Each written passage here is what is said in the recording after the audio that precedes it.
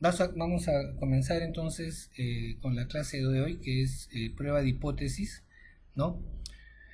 Vamos a dar los aspectos teóricos y obviamente en la práctica vamos a hacer toda la aplicación para que terminen de comprender lo que es la prueba de hipótesis estadística, ¿no? Y lo primero que quiero mencionarles para que diferencien que no es lo mismo las pruebas de hipótesis estadística que las pruebas de hipótesis de investigación, ¿no? Las pruebas de hipótesis de investigación es lo que vamos a ver y al final es una comprobación en base a modelos matemáticos, en este caso modelos matemáticos simples, que nos sirven para darle mayor valor a los a las a las a las experiencias o variables que estemos estudiando en la realidad. Mientras que la prueba de una hipótesis científica desde el punto de vista metodológico es que a través de los datos que recogemos en la realidad, a partir de la observación de fenómenos, nosotros comprobamos que esa hipótesis sobre el comportamiento o caracterización de fenómenos es verdadera. La prueba de hipótesis en investigación o la prueba de hipótesis metodológica requiere no solamente de la estadística, sino de un sustento en las teorías, ¿no? En los hechos y en las observaciones que existan sobre el fenómeno. Entonces, pero en esta oportunidad, como les mencioné, vamos a hablar lo que es la prueba de hipótesis, que es en las investigaciones cuantitativas, digamos, lo que mayor peso nos permite darle a nuestras conclusiones, ¿no?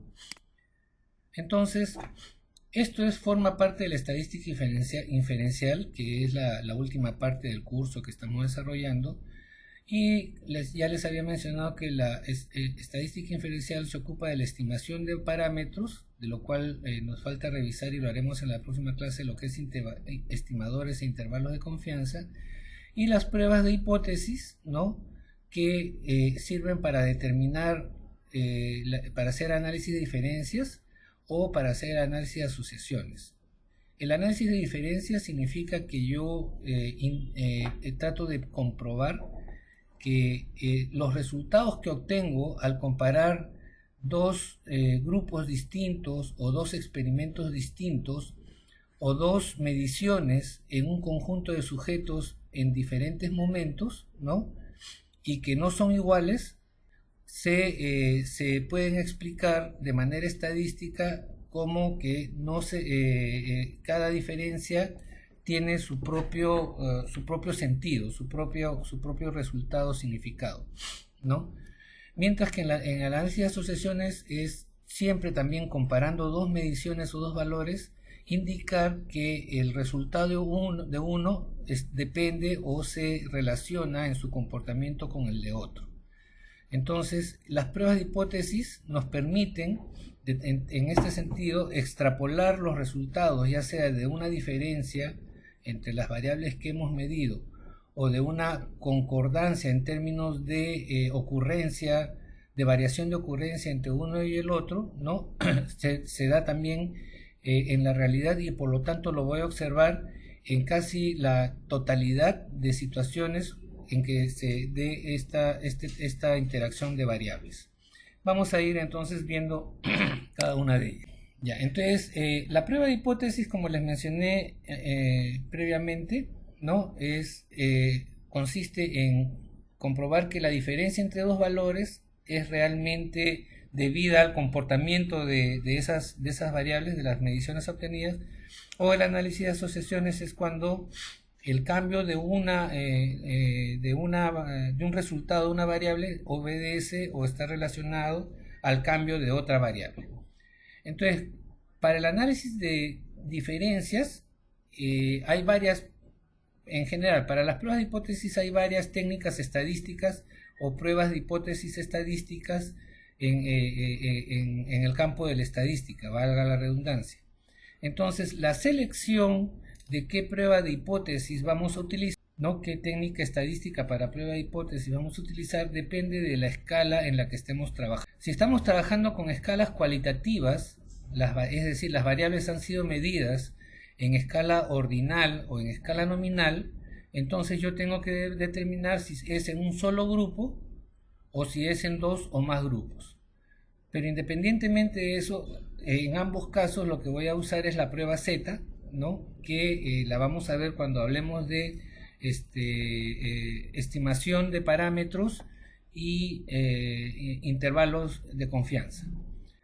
Cuando estamos frente a variables cuantitativas o variables medidas en escalas cuantitativas, ahí tengo que determinar si son de un solo grupo o si son de dos grupos o más también, ¿no? Es decir, las mediciones se han hecho en un solo grupo, lo que significaría que la medición se ha hecho en un antes y un después, o si son dos grupos que en cada uno o más grupos y en cada uno de los grupos se midió la variable. Acá, luego de determinar eso, el otro criterio es si la población es menor de 30 o los sujetos de estudio es menor de 30 o es mayor de 30. Si el estudio es en una variable cuantitativa de un solo grupo y los sujetos de estudio son menos de 30, uso, como pueden ver ustedes acá, la prueba Z. ¿Ok? Si lo que yo tengo es una escala medida en variable cuantitativa, es decir, escala de intervalo de razón, y el número de sujetos estudiados es mayor de 30, entonces yo acá utilizo la prueba Z. ¿Ok? Ya esa también la vamos a ver posteriormente.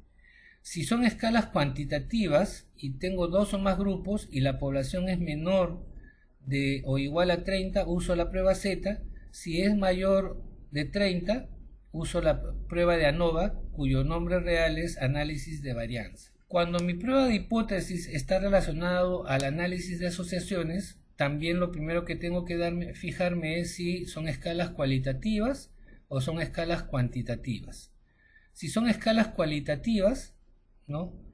Y es un solo grupo, uso el chi cuadrado. Si son dos grupos y este grupo es no pareado, es decir, los grupos no han sido seleccionados uno en función del otro, uso la prueba de McNemar, que es un chi cuadrado más preciso, digamos, ¿no?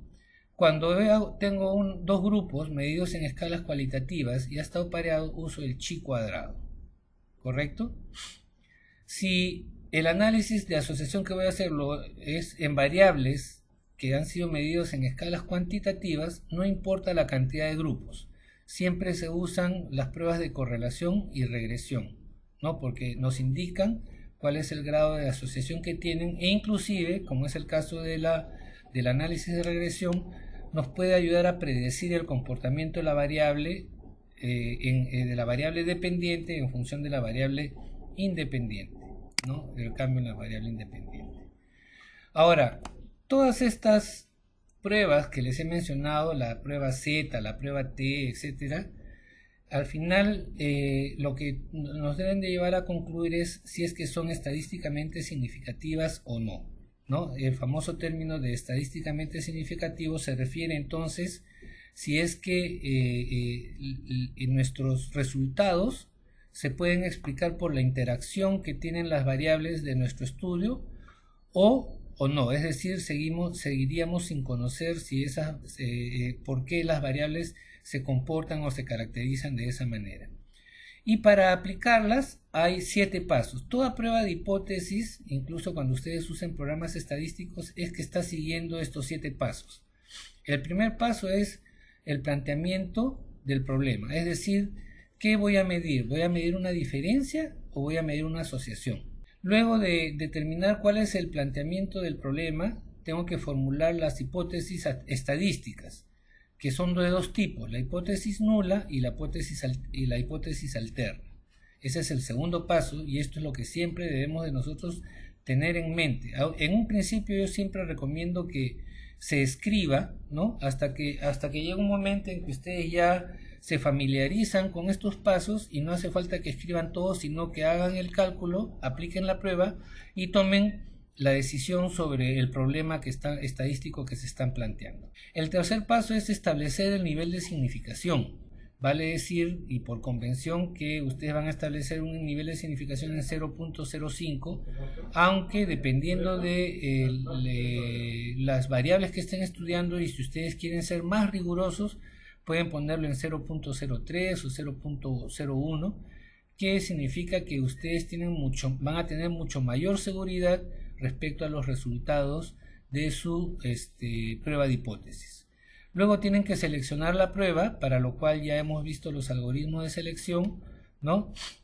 Luego van a tener que enunciar la regla de decisión de la prueba, que vamos a ver en qué consiste y que está dirigido a ver si aceptamos o rechazamos alguna de las hipótesis estadísticas formuladas. Luego hacemos el cálculo del valor de la prueba y con ese valor obtenido tomamos una decisión sobre el problema. Vamos entonces a ver cómo, si ustedes plantean estos aspectos de manera ordenada, ustedes van a llegar a aplicar correctamente las pruebas de hipótesis y tomar decisiones adecuadas respecto a lo que estén estudiando. Entonces, la más utilizada de todas las pruebas estadísticas es de lejos la prueba de chi cuadrado, y es más utilizada por dos motivos.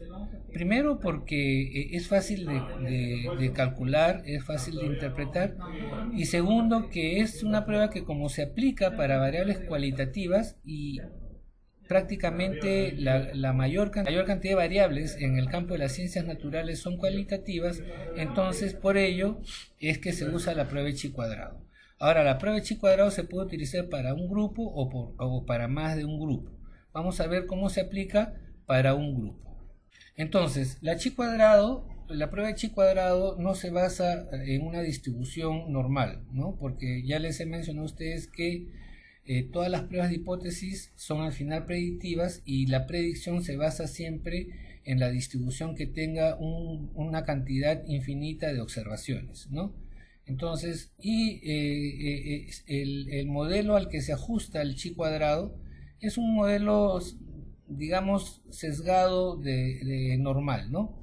Y se usa más y se usa cuando se está abordando el análisis de distribución de frecuencias. El chi cuadrado basa entonces su metodología y la capacidad para discernir entre la significación o no de las variables, porque compara la frecuencia observada, o sea, es la frecuencia que ustedes han medido, con una frecuencia esperada que se obtiene a partir de la distribución del cálculo de la distribución de observaciones que tiene la curva. Eso es lo que se llama la frecuencia esperada. Entonces, al comparar la frecuencia esperada bajo el supuesto de que las mediciones que se han hecho se ajustan a esta distribución, compara con la frecuencia observada y nos determina si es que esa diferencia, esa comparación, es o no de necesidad estadística o de sustento estadístico. Entonces, el cálculo del chi cuadrado se hace con la fórmula que ustedes ven acá, ¿no? Es la sumatoria de lo observado menos lo esperado elevado al cuadrado sobre el total de frecuencias esperadas, ¿no? Entonces, ese es el cálculo. No hace falta que se aprendan la muestra, porque esto lo hace cualquier paquete estadístico, inclusive el Excel, y eso lo vamos a desarrollar en la parte práctica. Por el momento, la idea es que ustedes tengan en claro que, al ser la comparación entre lo observado y lo esperado, la fórmula incluye esos dos aspectos, lo observado y lo compara con lo. Entonces, el cálculo de las frecuencias esperadas se realiza por la multiplicación de las probabilidades, que es lo que en estadística se denomina los eventos independientes, ¿no? Es decir, la ocurrencia de una condición no depende de la ocurrencia de la otra. Y por lo tanto, la frecuencia esperada para cada una de las celdas, ¿no?, es la multiplicación del total de la fila por el total de la columna sobre el total general. Entonces, cada uno de estos valores que ven ustedes acá, E sub I, ¿no?, se obtiene a partir de esta fórmula, que es solo para su conocimiento, para que vean de que incluso la frecuencia esperada se obtiene a partir de los valores de medición que ustedes han tenido, es decir, a partir de las frecuencias o del conteo que han realizado de su variable cualitativa. Entonces, ese valor que ustedes obtienen al aplicar la fórmula de chi cuadrado, ese valor que ustedes obtienen, ¿no? Lo van a comparar con van a compararlo con un valor que viene en una tabla, que es la tabla de distribución de chi cuadrado, ¿no? Y si es que queda por encima, de acuerdo a los grados de libertad, que es como ustedes ven acá, que es un concepto estadístico que nos refiere cuál es la posibilidad de hallar ese resultado en un número determinado de sucesos que uno realice. No es importante que esto lo recuerden porque es más algo algebraico, pero sí lo importante, lo que tienen, el valor que obtengan al calcular, al aplicar esta fórmula, lo van a comparar con una tabla para ver si rechazan o aceptan la hipótesis nula, ¿ok? Porque eso es lo que al final se hace. Entonces, esta es la tabla de distribución de chi cuadrado, ¿no? Si por ejemplo ustedes obtienen un valor al aplicar la fórmula de chi cuadrado, obtienen un valor que esté, por ejemplo, que no corresponda para el número de grados de libertad, acá están los grados de libertad, sea mayor que este, ¿no? Entonces ustedes rechazan su hipótesis nula y se quedan rechazan su hipótesis alterna y se quedan con la nula. Vamos a verlo de una manera más ejemplar, ¿no? Entonces, ahora, el chi cuadrado, como les presenté anteriormente, se puede aplicar a un solo grupo o a dos grupos, ¿no? Cuando se aplica un grupo se le llama prueba de independencia. Cuando se aplica a dos grupos, prueba de homogeneidad. Y eso significa porque en un solo grupo, este grupo se va a comportar y todos sus resultados no dependen de ninguna interacción con otros grupos, por eso se le llama independencia.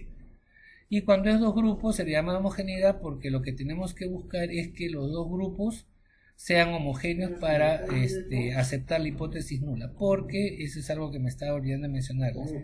Todas las pruebas de hipótesis lo que buscan es probar la hipótesis nula, es decir, y la hipótesis nula es la negación de nuestra hipótesis de investigación que es la que debe estar reflejada en la hipótesis alterna. Ahora, independientemente de eso, de acuerdo a si es un grupo o dos grupos, el enunciado de las hipótesis, ¿no? Tanto la nula y alterna va a depender de que el estudio sea de un grupo o dos grupos. Cuando yo hago el estudio de un grupo, mi prueba de hipótesis lo que busca es decir que en la hipótesis nula que la variable no está relacionada con el resultado. Mientras que la hipótesis alterna lo que busca probar es que la variable sí está relacionada con el resultado. O sea, nosotros queremos probar que la variable que hemos obtenido, es decir, los valores o la medición resultante de la variable que hacemos en nuestra investigación, sí se relaciona con la condición de los sujetos de estudio o con alguna variable determinada. Eso es lo que yo quiero probar y es mi hipótesis de investigación. Y lo que buscan las pruebas estadísticas es probar lo contrario, ¿no? Es decir, que la variable no está relacionada con el resultado. Eso es en el caso de las variables de grupo. Para las variables de dos grupos también se sigue el planteamiento de la prueba de hipótesis y en este caso la hipótesis nula lo que dice es que la variable produce el mismo resultado en todos los grupos o situaciones o experimentos en que lo ejecute. Mientras que la hipótesis alterna lo que nos dice es que la variable no produce el mismo resultado en todos los grupos. Eso es lo que nos dice la variable, la hipótesis alterna cuando hacemos prueba de... Entonces, ¿cuáles son las recomendaciones para usar el chi cuadrado? ¿No? La primera es que las muestras siempre deben ser mayor de 20 elementos. Lo que quiere decir es que la prueba de chi cuadrado la podemos utilizar cuando hay pocos sujetos de estudio, pero estos sujetos no deben ser menor de 20 porque si no lo más probable es que el cálculo que hagamos no encuentre correlato en la tabla y por lo tanto se determine que la prueba es inválida. Luego, no usar el chi cuadrado cuando los datos están en tablas de 2×2, un grado de libertad, ¿no? Y en las tablas de 2×2, sobre todo cuando alguna de las celdas o frecuencias tiene un valor menor de 5. Entonces, si tenemos una tabla donde estamos cruzando dos variables y esas dos variables solamente tienen dos categorías cada uno, entonces no debo utilizarlo cuando frecuencias es menor de 5 en alguna de las celdas que usamos para hacer el cálculo. Finalmente, si las frecuencias en las tablas con más de un grado de libertad sí se puede usar, pero siempre y cuando al menos 20 de las celdas tienen frecuencias esperadas menores del 5% y no hay ninguna que tenga una frecuencia menor de 1. Es decir, cuando yo tengo tablas donde voy a aplicar el chi cuadrado de 3 por 2 o de 3 por 3 o de 4 por 3 o de 4 por 4, entonces acá lo que debo de hacer es que ninguna de las frecuencias o celdas tenga menos de 5 observaciones o un valor menor de 5, porque si no el resultado también va a perder potencia y validez. Bien, vamos a hacer un planteamiento para que ustedes comprendan el proceso de aplicación de la prueba de hipótesis y de la interpretación, ¿no? Todo lo que les he dicho hasta ahora es completamente teórico y lo que tienen que recordar es que las pruebas de significación estadística lo que hacen es que queremos comprobar que el resultado que hemos obtenido es debido a los fenómenos o a la hipótesis que estamos planteando. En este caso estamos hablando de, en el Hospital San Fernando se realizó un estudio con la finalidad de determinar los factores asociados con la diabetes. Se tomó una muestra de 100 pacientes de ambos sexos y se obtuvo la siguiente información. Entonces pueden ver ustedes que diabetes sí son 58, de los cuales 36 son femenino y 22 masculino. De las 38 damas, 28 no tuvieron diabetes y en el caso de los hombres 14 no tuvieron diabetes, mientras que 22 sí tuvieron diabetes. Esto nos suma 100, ¿no? Entonces, ¿cuáles son las variables que yo estoy determinando? Diabetes y sexo.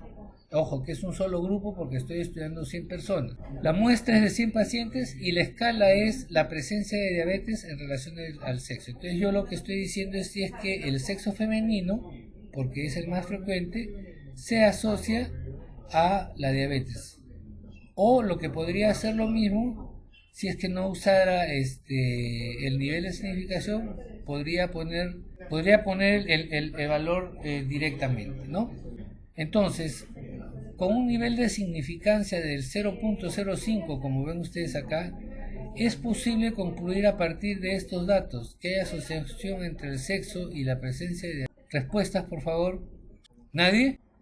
Bien, vamos a ver entonces. Es posible concluir. ¿Cómo concluimos entonces si es que hay asociación entre el sexo y la presencia de diabetes? Primero hago el planteamiento del problema.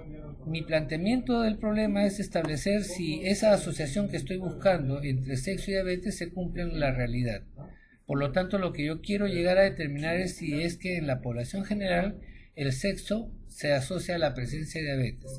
Puedo poner inclusive el sexo femenino se asocia a la presencia de diabetes. Pero podemos quedarnos así y entonces lo que hacemos es asociación entre diabetes y sexo. Esa es la pregunta que surge a partir del planteamiento.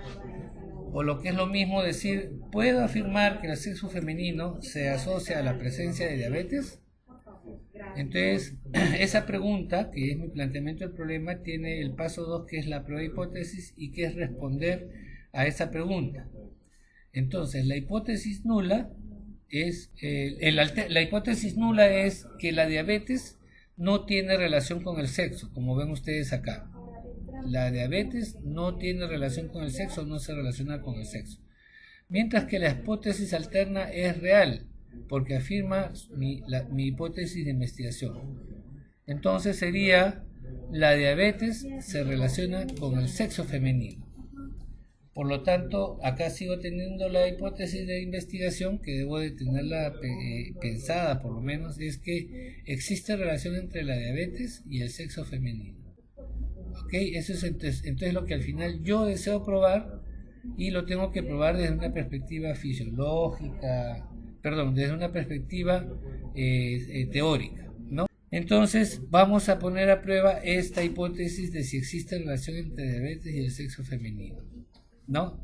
Seguimos con el ejemplo del Hospital San Fernando, llegamos al nivel 3, entonces acá tengo variables diabetes y sexo, tengo de nuevo una muestra de 100, la presencia de escala de diabetes y de sexo. Entonces, esto lo quiero probar, ¿no? Quiero concluir que hay asociación entre ambos con un nivel de significación o significancia de 0.05.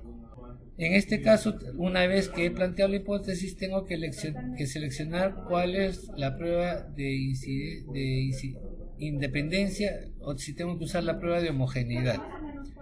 Recordemos que la prueba de homogeneidad se usa cuando estamos en un estudio de dos grupos que han sido debidamente seleccionados que han sido adecuadamente seleccionados, ¿no? Para mi estudio.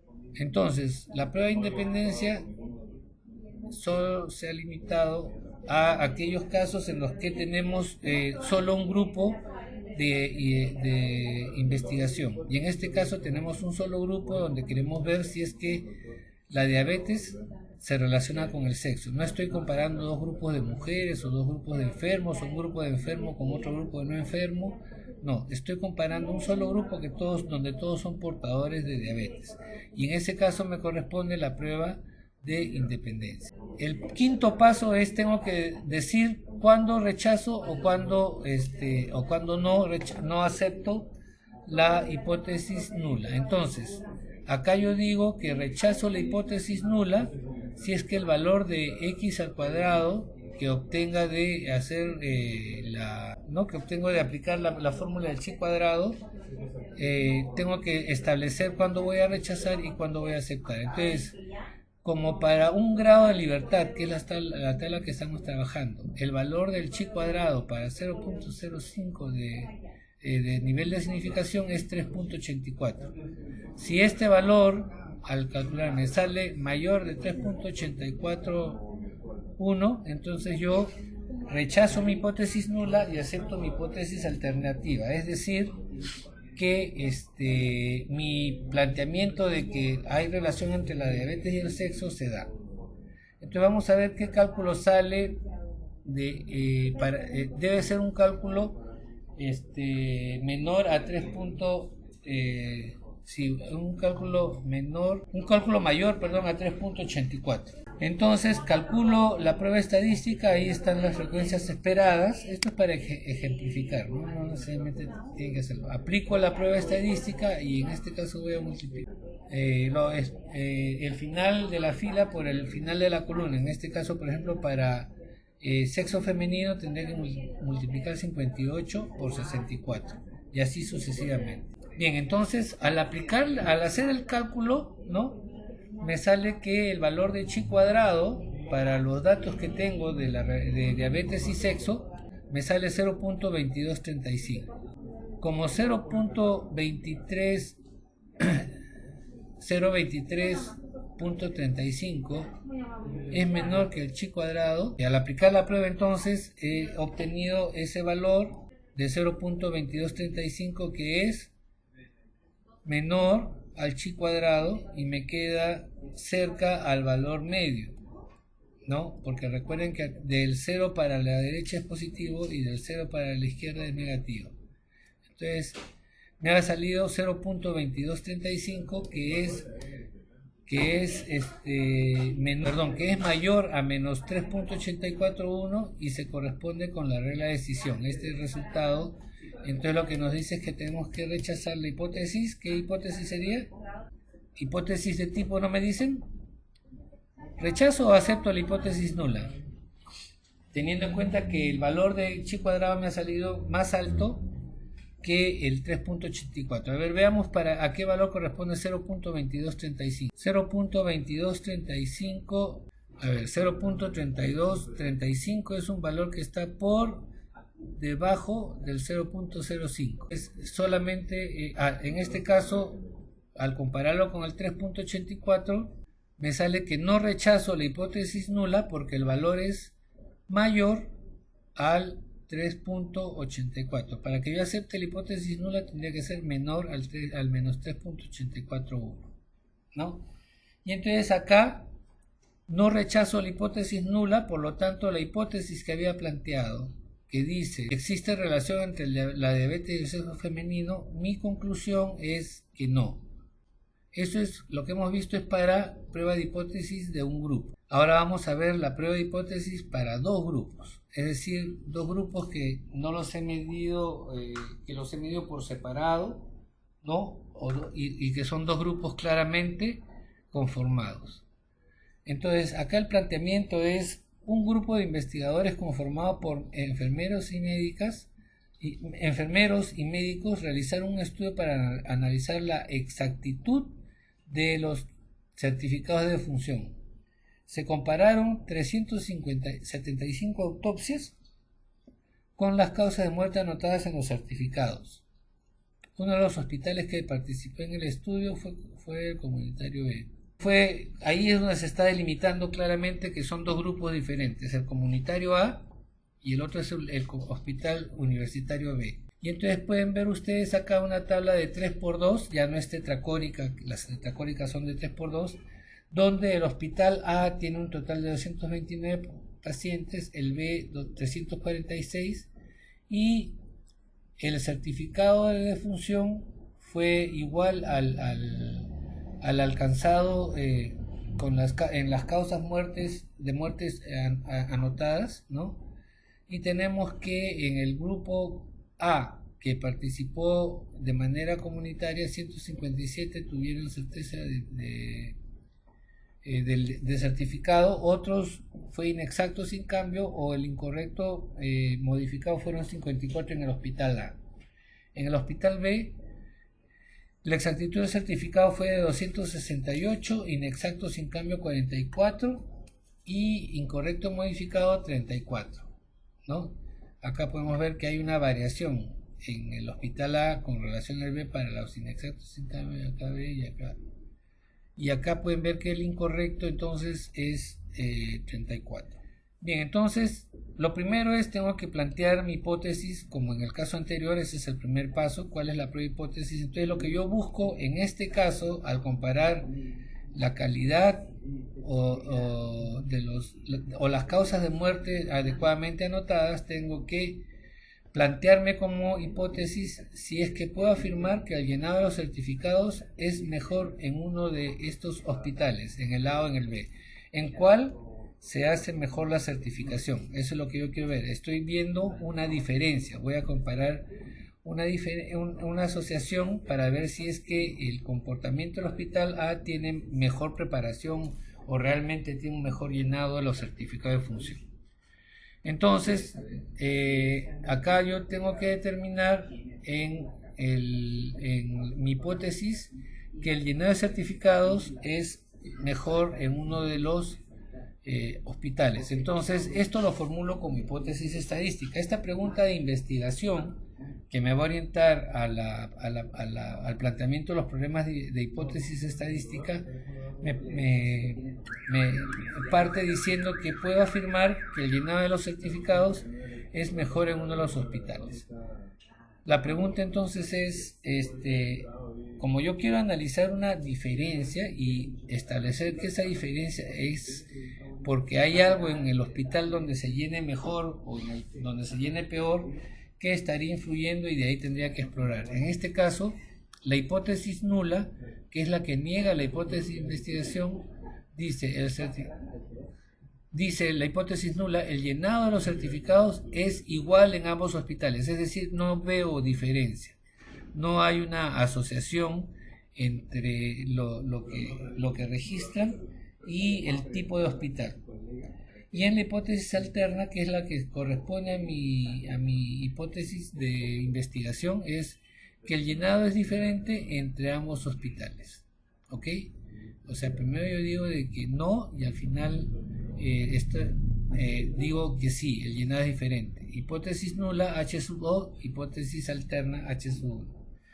Por lo tanto, lo que yo voy a determinar al aplicar mi prueba estadística y tener un cálculo es si uno de los hospitales es más efectivo o sea, para llenar los certificados. Efectivo se refiere a la capacidad de hacer lo que corresponde hacer. Entonces, en este caso sería llenar bien los certificados de función. Entonces, hago los cálculos, ¿no? Donde calculo la frecuencia esperada y le resto la frecuencia observada, y de ahí hago el cálculo o la aplicación de la prueba de chi cuadrado pensando que el nivel de significación es 0.05. Y en este caso estamos haciendo una prueba de homogeneidad, ¿no? Porque lo que queremos es probar que ambos grupos son homogéneos, lo que la estadística quiere probar es que ambos grupos son homogéneos, pero nosotros creemos que no, pero vamos a comprobarlo. Entonces, primero, en regla para la decisión, yo tengo que ver dónde es que se juntan los 95 grados con los 45, lo que yo quiero ver es si es que mi valor de chi cuadrado, ¿no?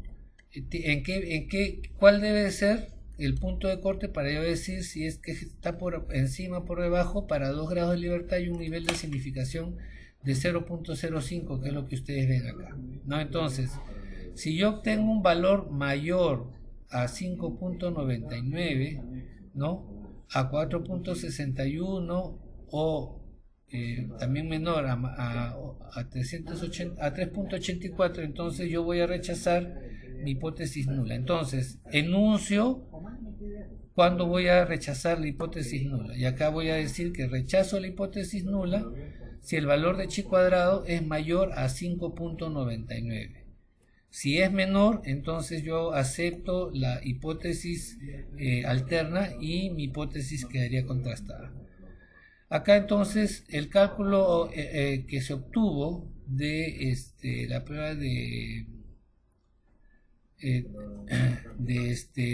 certificado, de la exactitud del certificado, entonces me ha dado 21.53, lo que es mayor a 5.99. Por lo tanto, mi hipótesis que dice que uno de los hospitales es más efectivo para llenar los certificados no es cierta, porque no hay independencia, por lo tanto ambos son estudios, es un estudio que no tiene validez, no se va a cumplir en la realidad. No es que el hospital A o B llenen mejor los certificados, sino que ya hay un problema más común y que afecta a ambos, ¿no? De repente que los médicos no sepan cómo se llena un certificado de defunción. Entonces, como he obtenido menos 21.52 y menos 21.52 es igual a 21.52, es mayor que 5.99 y se corresponde con la regla de decisión, que es rechazar la hipótesis nula si el valor es mayor a 5.99. Como el valor es mayor a 5.99,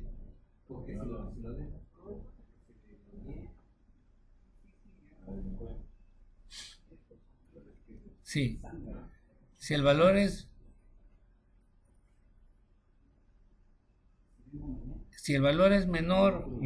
acá está si el valor es mayor a 5.99, lo acepto, si no, lo rechazo. Entonces acá tengo que mi chi cuadrado salió 21.52, ¿no? Y es negativo. ¿Por qué es negativo? Porque al hacer el cálculo va a salir negativo. Ese es el valor negativo que sale, porque la prueba estadística es hacia el mal llenado de los certificados, y entonces rechazo la hipótesis nula porque el valor de la prueba es menos 21.52, que es menor, ¿no? Que es menor a 5.99. Acá está equivocado. Cuando suba la diapositiva se los voy a pasar mejor. Entonces acá he seguido las reglas y entonces termino teniendo que es menos, que rechazo la hipótesis nula en este caso. La correlación es el último tipo de prueba de hipótesis para variables cuantitativas y siempre se usa para la prueba de asociación, ¿no? En este caso las variables cuantitativas, lo que se busca es ver la intensidad de la relación y se hace al hacer la correlación y regresión lineales, ¿no? Y esta prueba parte del hecho de que cuando graficamos la intersección de dos variables cuantitativas, en este caso tienen en el eje horizontal el aumento de peso materno y en el eje vertical el peso de un recién nacido al nacer, al ver cuál era el peso de acuerdo al aumento del peso materno, podemos ver que al graficar con cada punto sale una gráfica de este tipo, y en el análisis de correlación y regresión lo que se va a hacer es el cálculo de una línea sobre acerca de la tendencia, ¿no?, de esta gráfica. Entonces, de acuerdo a esto, la tendencia puede ser positiva o directamente proporcional, puede ser negativa o indirectamente proporcional cuando una de las variables al aumentar la otra disminuye, o cuando una disminuye la otra aumenta, ¿no? Y en el caso de la directamente proporcional significa que al aumentar una aumenta la otra, y puede haber que no haya ningún tipo de tendencia en la línea que se construye, y en ese caso aparece una línea totalmente horizontal y no hay correlación. Entonces la correlación que se aplica más frecuentemente es el coeficiente de correlación de Pearson, y la interpretación es la que ustedes ven acá, porque el valor que se obtiene al aplicar la correlación va de 0 a 1 o de 0 a -1. Y de acuerdo a ello es que se hace la interpretación. Si va en sentido positivo es una correlación directamente proporcional o positiva. Si va hacia el valor negativo es una correlación indirectamente proporcional o negativa. Y la interpretación es como ven ustedes ahí. Cuanto más cerca a 0 es que no tiene correlación o la correlación es débil. Cuanto más cerca a 1 o -1 la correlación es más fuerte o llega a ser perfecta si el valor es 1. De hecho, no existen correlaciones perfectas, ¿no?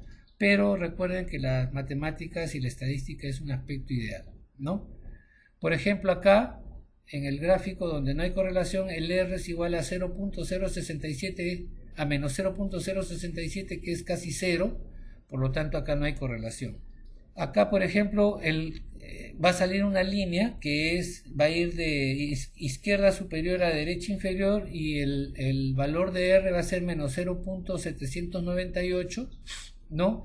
Que si nos vamos al gráfico que les mostré, está entre 0.5 y 1, que es donde ya empezamos a ver correlaciones, en este caso negativas, fuertes, ¿no? Bien, y eso es lo que quería compartir con ustedes. No sé si tienen alguna pregunta.